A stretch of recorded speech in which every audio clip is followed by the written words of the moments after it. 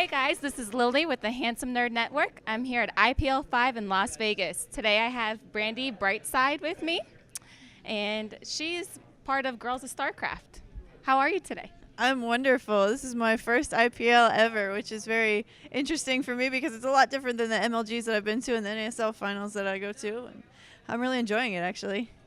That's awesome. And I also know that you're here with somebody else. Are you going to be doing interviews with who exactly? Cyber Active, they're a Canadian production company that's starting out trying to get esports into Canada. They're going to have some big things happening for 2013, so look forward to that.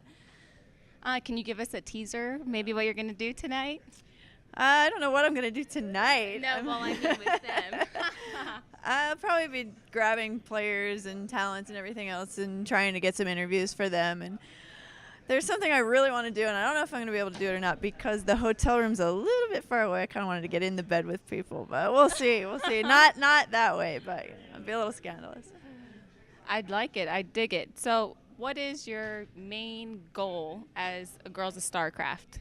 The main goal is to get females out into the gaming world.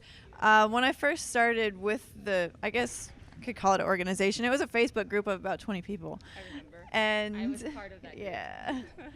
And we just kind of played together. We did some free-for-alls and talked to each other. And I was like, well, other people are probably doing the same thing as me and looking for a group of girls. So I started doing SEO work and just writing articles and getting our name out there and making a big deal about it. And now there's I don't even remember, at least 500 people that I talk to, and that's not counting people that are at events now. It's really neat going out to events and seeing that when I first started going out there was one or two girls, and now there's just I wouldn't say it's 50-50, but it's pretty amazing that it's balancing out. That's awesome. I totally admire that you keep pushing and keep going out there and putting yourself out there, especially as girls.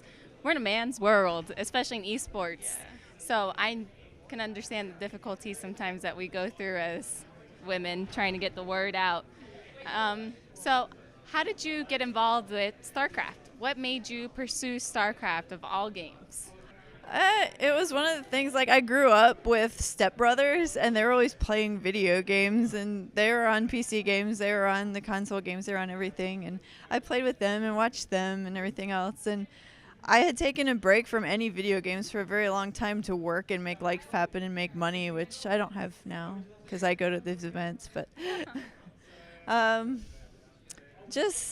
saw, and I don't even remember whose stream. I was seeing a stream one day, and I was like, oh, that's interesting. I could get into that. And I wasn't into Brood War or anything, but it was a StarCraft 2 stream. I was like, oh, I like this. This is cool.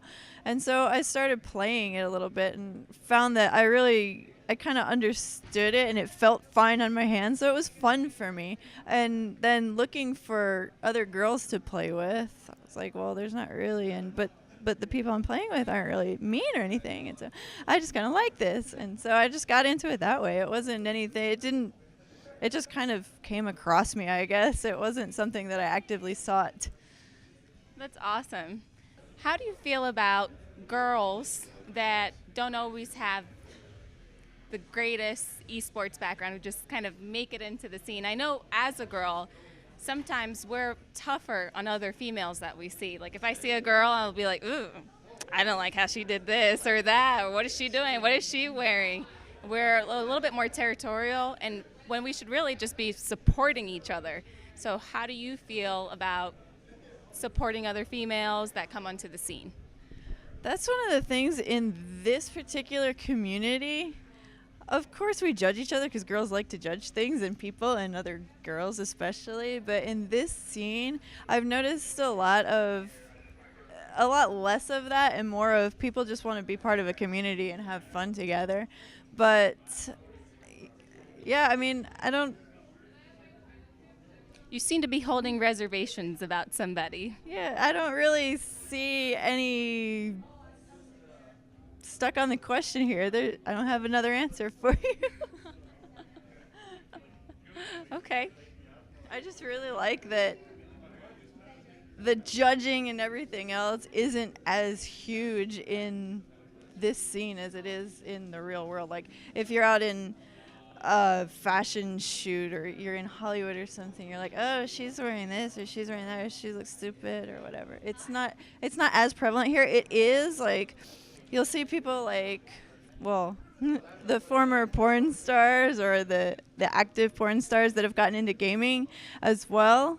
But I don't think that that's a big deal. I think that as long as they're growing the esports scene, it's good. It's good for the community. It doesn't matter if whatever they used to do, whatever they do now, however they want to bring people in to the esports scene, I think that's great. That's awesome. I totally agree with you, especially esports is kind of new, so not everybody's qualified to do their job per se. Exactly. And I mean, there's no qualifications. Just like, hey, make some hype about this, get people interested in it, and just do it. That's awesome. I really appreciate that. Yeah. Okay. Thank you so much for your time. I know how busy you are, especially trying to reel in all these girls. Really appreciate it. And thank you for tuning in, guys, from the Handsome Nerd Network. I'm Lily. You can continue watching our interviews on the new YouTube channel. Thank you so much.